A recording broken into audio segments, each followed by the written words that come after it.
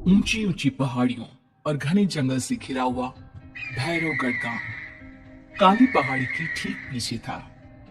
काली पहाड़ी यानी मौत का घर। भैरवगढ़ गांव तक पहुंचने का रास्ता बेहद दुर्गम था। लगभग 24 घंटे घने तूफान और तेज हवाओं की वजह से वहां के वीराने माहौल की कहानियां लोगों के दिलों को दहला देती थी। ऐसे बहुत कम लोग थे जो भैरवगढ़ गांव तक जाने की हिम्मत करते थे। लोगों का कहना था कि इस गांव के आसपास बुरी आत्माओं का साया मंडराता है। गांव के रहने वाले लोगों ने वैसे तो अपनी आंखों से किसी बुरी आत्मा या साये को नहीं देखा था, लेकिन गांव का बच्चा बच्चा इस बात को महसूस कर सकता था कि गांव के ऊपर कोई तो खौफनाक साया मंडरा रहा है। और उसकी वजह ये थी कि उस गांव में जैसे ही कोई लड़का 18 साल का होता, उसके 18वें जन्मदिन की रात ठीक 12 बजे अकस्मात उसकी मौत हो जाती। हर बार ये मौतें बड़े ही रहस्यमयी ढंग से होती, और इस बार सरपंच सुमेर के बेटे को 18 साल होने में अब बस 15 दिन बाकी थे।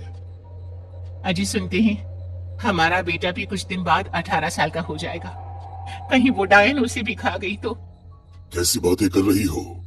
जब वो इस गांव में ही नहीं है तो कोई भी डायन या बुरा साया उसका कैसे कुछ बिगाड़ सकता है? उसे कुछ नहीं होगा। हाँ जानती हूँ, आपने उसे पढ़ाई के बहाने इस गांव से बाहर निकाल शहर भेज दिया है, लेकिन ये भी तो सच है ना कि वो बार बार यहाँ आने की जिद करता रहता है। वो चाहे कितनी भी जिद कर ले जानकी, पर मैं उसे इस गांव में कभी वापस नहीं आने दूंगा। मैं नहीं चाहता कि गांव के दूसरे लड़कों की तरह मेरे बेटे की भी अजीबोगरीब ढंग से मौत हो जाए। कभी कभी तो लगता है कि हम सब गांव वालों को हिम्मत करके अपने गांव को इस बुरी आत्मा से छुड़वा लेना चाहिए। लेकिन कौन जानता है आखिर वो खतरनाक साया किसका है? वो काली आत्मा कौन है जो रातों रात हमारे गांव के लड़कों को निगल जाती है? सुमेर और जानकी जब ये सारी बातें कर रहे थे तब रात के लगभग 10 बज चुके थे, और हर रात की तरह भैरवगढ़ गांव एक भयानक काले तूफान की आगोश में था। बाहर चल रही तेज हवाएं और बारिश के बीच कभी कभी ऐसा लगता जैसे कोई बुरी तरह से चीख रहा है। किसी के तड़पने और चीखने की आवाजें गांव के कानों में बार बार टकराती, पर वहां रहने वाले किसी भी औरत या आदमी के अंदर इतना साहस नहीं था कि वो अपने घर से बाहर कदम रख के उन आवाजों तक पहुंच सके। सो जाओ जानकी, और घर के खिड़की दरवाजे कसकर बंद कर दो। अब जानकी सब खिड़कियां ठीक से बंद करने ही लगती है कि तभी उसे अपने घर के दरवाजे पर जोर जोर से खटखटाने की आवाजें सुनाई देती है। इन आवाजों को सुनकर जानकी और सुमेर के चेहरे डर से पीले और हाथ पैर ठंडे पड़ जाते हैं। जानकी, जानकी, इतनी रात कौन होगा? पता नहीं, ऐसा लग रहा है कोई पूरी तरह से दरवाजा खटखटा रहा है। अरे हाँ, पर किसी की आवाज भी तो नहीं आ रही। क्या करूं? दरवाजा खोल लूं या नहीं? कहीं ऐसा ना हो कि किसी को हमारी मदद की जरूरत हो। लड़खड़ाते कदमों से सुमेर दरवाजे के करीब जाता है और अपने कान को दरवाजे पर रख धीरे से आवाज देते हुए पूछता है, कौन कौन है? कौन है वहाँ? तभी एक बेहद डराने वाली आवाज उसके कानों से टकराती है। दरवाजा खोलो, दरवाजा खोलो, वरना आज की रात इस गांव में कोई जिंदा नहीं बचेगा। मैं जानती हूँ तुम्हारा बेटा 18 साल का होने वाला है। अगर उसकी जान की जरा भी परवाह है तो दरवाजा खोल दो। इस आवाज को सुनते ही सुमेर घबरा कर पीछे हट जाता है और जानकी को पूरी बात बताता है। कहीं वो डायन हमारे घर तक तो नहीं पहुंच गई। अब हम क्या करेंगे? मुझे दरवाजा खोलना ही होगा जानकी। मेरे पास अब कोई रास्ता नहीं है। इतना कहकर सुमेर डर से अपनी दोनों आंखें कसकर बंद करता है और कांपते हाथों के साथ झटके से दरवाजा खोल देता है।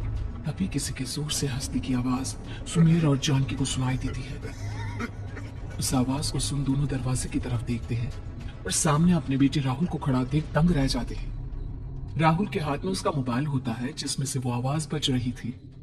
ये क्या मजाक है? और तू यहाँ, तुझे मना किया था ना गांव में आने को, समझ में नहीं आता क्या? 18 साल का होने वाला है तू। माँ, आप लोग भी पता नहीं किन अंधविश्वास भरी बातों पर भरोसा करते हैं। क्या क्या मैं अपने घर नहीं आ सकता? आप लोगों से नहीं मिल सकता? देख बेटा, हमने तुझे किसी वजह से ही इस गांव से दूर रखा था और यहाँ आकर तूने अच्छा नहीं किया। चल चल चल, मैं तुझे अभी के अभी वापस शहर छोड़कर आता हूँ। ओफो पापा, आप बेकार की बातों से परेशान हो रहे हैं।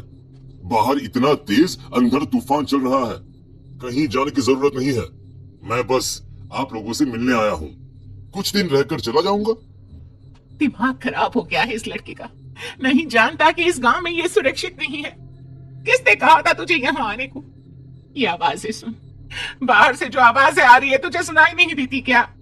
अरे माँ, जब जोर से तूफान चलता है, तेज हवाएं चलती हैं, तो इसी तरह की आवाजें आती हैं। ये बहुत नॉर्मल है माँ। नॉर्मल होगी तेरे लिए बेटा। 4 दिन शहर में पढ़कर आया है तो अपने माँ बाप की बात नहीं मान सकता। माँ मुझे भी बहुत जोरों से भूख लगी है, पहले कुछ खिला दो, और रात भी बहुत हो गई है। हम इस बारे में कल बात करते हैं, ठीक है? राहुल के वापस आ जाने से जानकी और सुमेर की आंखों की नींद उड़ गई थी। खाना खाने के बाद राहुल तो अपने बिस्तर पर जाकर सो गया, लेकिन जानकी और सुमेर पूरी रात उसके कमरे के बाहर पहरेदारी करते रहे। उन्हें पल पल इसी बात का डर था कि कहीं उनके बेटे को कुछ हो ना जाए। रात बीतती है, सुबह का सूरज निकलता है। अब जैसे ही वो राहुल को नींद से जागते देखते हैं तो उन दोनों के दिल को सुकून मिलता है। अरे माँ, पापा, आप अभी तक यहीं बैठे हैं? क्या पूरी रात सोए नहीं? जिनकी जवान बेटी की जान को खतरा हो, उन माँ बाप को नींद नहीं आती बेटा। बेटा, अब तू वापस शहर चला जा। देखो माँ, मैं किसी जरूरी काम से इस गांव में आया हूँ, और वो काम पूरा होने के बाद मैं खुद यहाँ से चला जाऊंगा। काम? गांव में तेरा क्या काम है?